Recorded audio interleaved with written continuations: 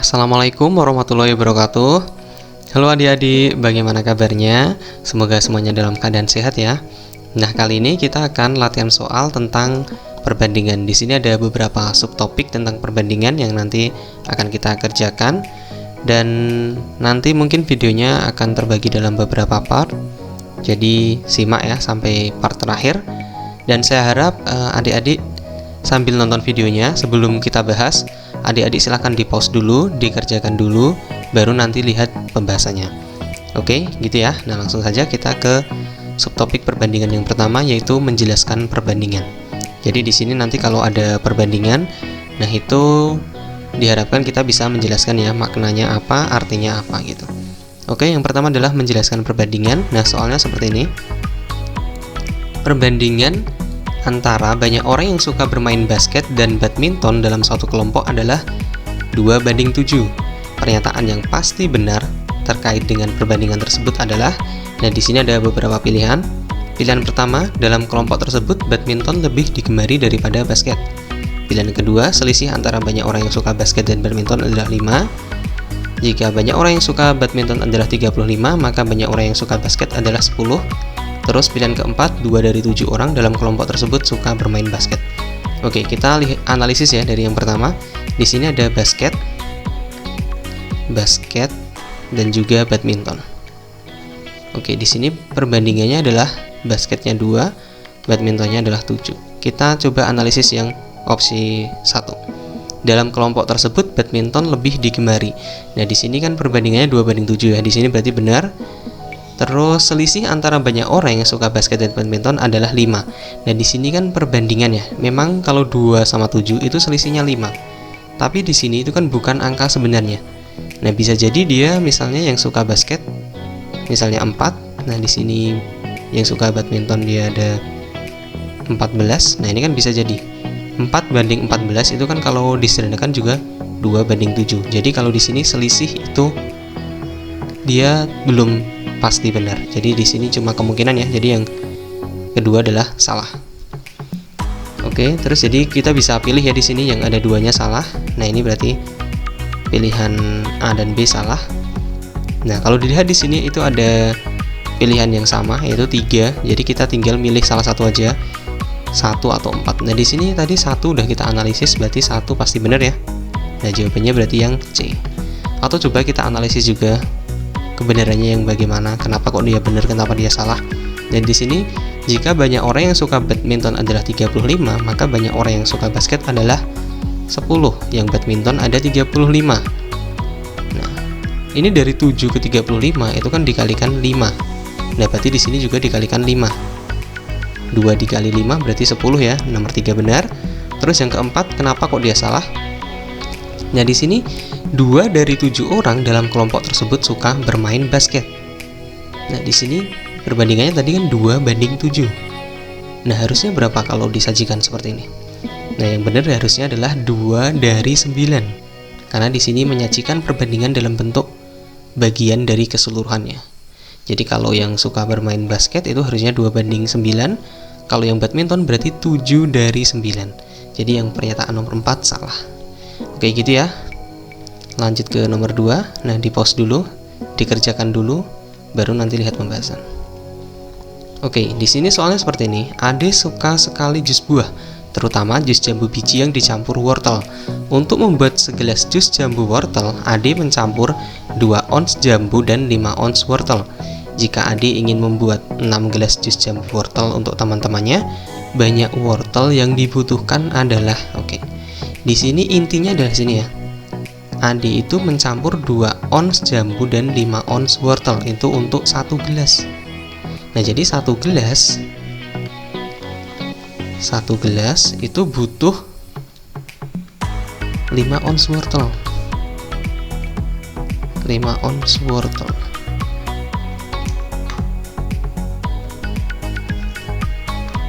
Nah, kalau di sini kan 6 gelas ya. Nah, kalau 6 gelas berapa? Nah, tentu di sini pasti lebih banyak ya. Kalau 6 gelas berarti tinggal kalikan 5 ya. Di sini tinggal kalikan 5, berarti di sini adalah 30 ons wortel. Oke, di sini paham ya pasti ya. Kalau 1 gelas itu 5 ons ya, kalau 6 gelas ya berarti 30 ons. Oke, di sini untuk subtopik yang pertama menjelaskan perbandingan itu 2 soal. Nah, lanjut ke subtopik yang kedua yaitu selisih dan jumlah perbandingan. Oke, jadi di sini ada 2 soal untuk selisih dan jumlah perbandingan. Nah, soalnya seperti ini. Perbandingan banyak uang Rani dan Nisa adalah 3:5. Jika selisih uang mereka adalah 240.000, jumlah uang mereka adalah.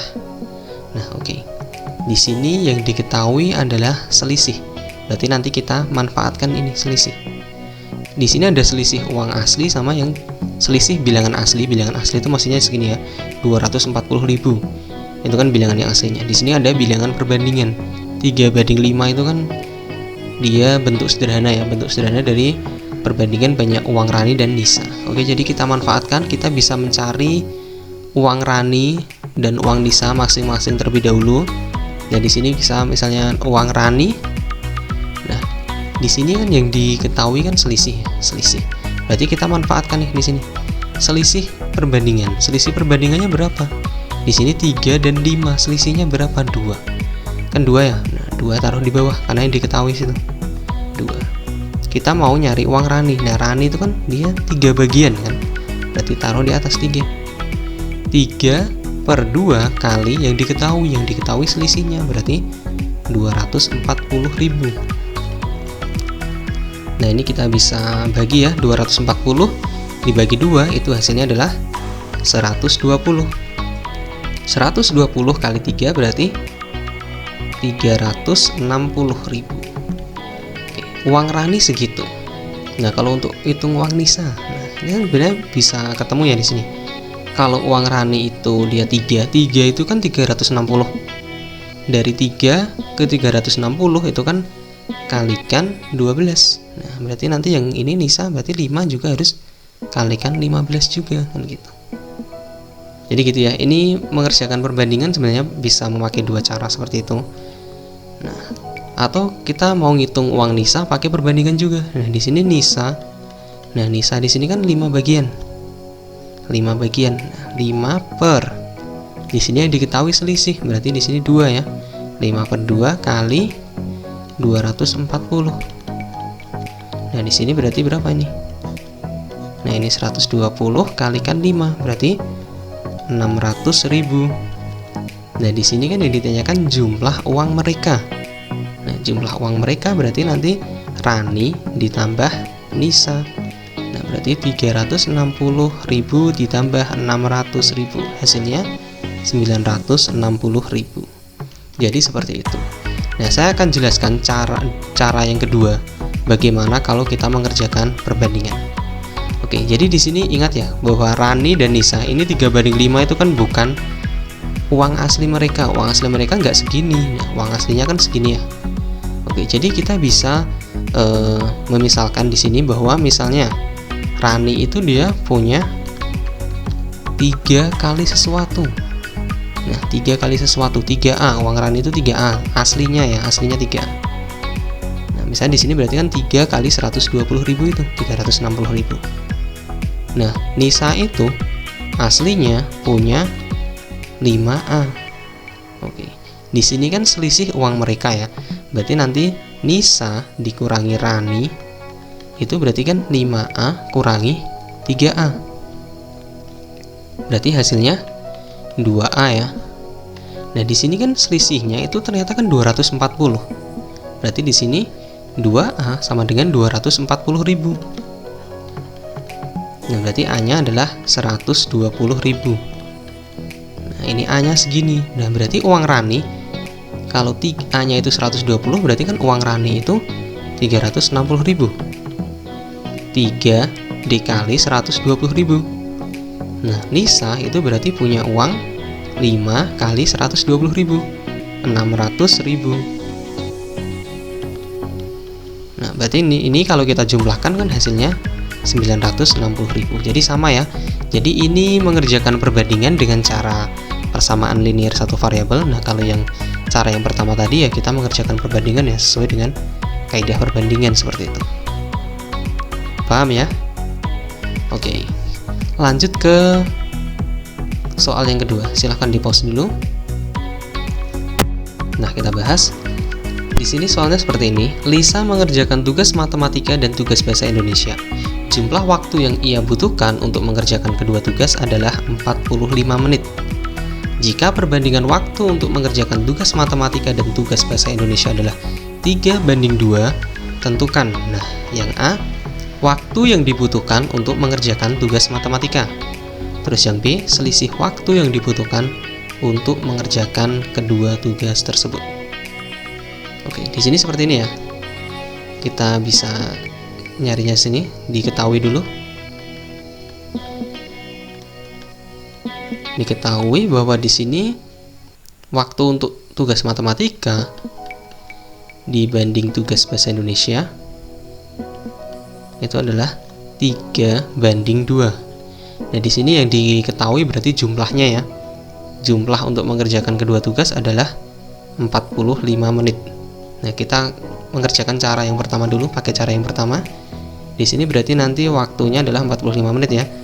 Ini berarti waktu untuk matematika tambah bahasa Indonesia itu adalah 45 menit. Ini adalah waktu yang asli. Kalau 3:2 itu dia belum asli, bukan 3 menit di sini. Matematika 3 menit terus bahasa Indonesia 2 menit, bukan seperti itu ya. Oke, kalau pakai cara yang pertama, nah di sini kan yang diketahui dia adalah jumlah ya. Di sini yang ditanyakan itu waktu untuk mengerjakan matematika. Berarti matematika nanti matematika berapa bagian? Di sini kan 3 bagian. Berarti 3 per. Yang diketahui apa? Yang diketahui dia jumlah. Berarti kita manfaatkan jumlah perbandingannya. Nah, kalau soal yang nomor 1 kan tadi selisih. Nah, berarti kita manfaatkan ini, selisihnya, angka 2 ini. Karena dia selisih. Kalau di sini yang diketahui jumlah ya berarti kita manfaatkan jumlahnya. 3:2 itu kalau kita jumlahkan kan 5 ya. Berarti 5 kali yang diketahui jumlahnya, berarti kalikan 45. Berarti berapa ini? 45 dibagi 5. Jawabannya 9. Nah, 9 kali 3 berarti 27. 27 apa? Di sini 27 menit. Oke, ini cara yang pertama ya. Kalau mau mengerjakan pakai cara SPLDV ya seperti ini. Cara PLSV maksud saya. Cara yang kedua, berarti di sini matematika, ini waktu untuk matematika itu aslinya dia 3B, mirip tadi. Aslinya. Terus di sini bahasa Indonesia itu aslinya dia 2B. Waktunya dia aslinya 2B. Nah, di sini yang diketahui itu kan bahwa kalau untuk mengerjakan matematika ditambah dengan bahasa Indonesia itu kan 45 menit.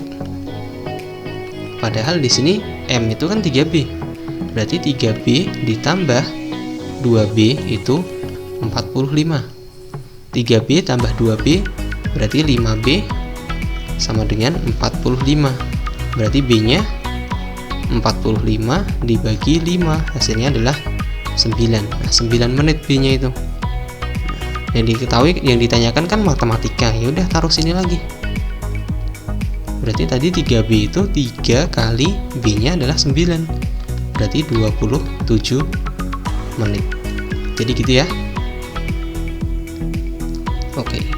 Terus yang kedua, di sini pertanyaan adalah selisih waktu yang dibutuhkan untuk mengerjakan kedua tugas tersebut. Nah, di sini kalau udah ketemu yang matematika 27, kan berarti bahasa Indonesianya berapa? Berarti untuk mengerjakan yang B nanti gini aja. Kalau matematika tambah bahasa Indonesia itu kan 45. Nah, kalau matematika 27 menit berarti B-nya berapa? Nah, ini menjadi persamaan linear nih. Nah, berarti B-nya 45, 27 taruh sana ya, jadi kurangi 27. Hasilnya berapa? Hasilnya adalah 18. Nah, yang ditanyakan adalah selisih waktu. Berarti nanti selisihnya berarti tinggal matematika kurangi bahasa Indonesia. Matematika tadi 27, bahasa Indonesianya adalah 18. Nah, 27 kurangi 18 berarti 9. Jadi seperti itu ya. Ini untuk jumlah dan selisih. Jadi adik-adik bisa mengerjakan pakai persamaan linear satu variabel atau memakai pakai perbandingan biasa. Nah, di sini saya jelaskan lagi intinya apa sih sebenarnya. Nah, kalau diketahui selisih ya manfaatkan itu selisih perbandingannya berapa.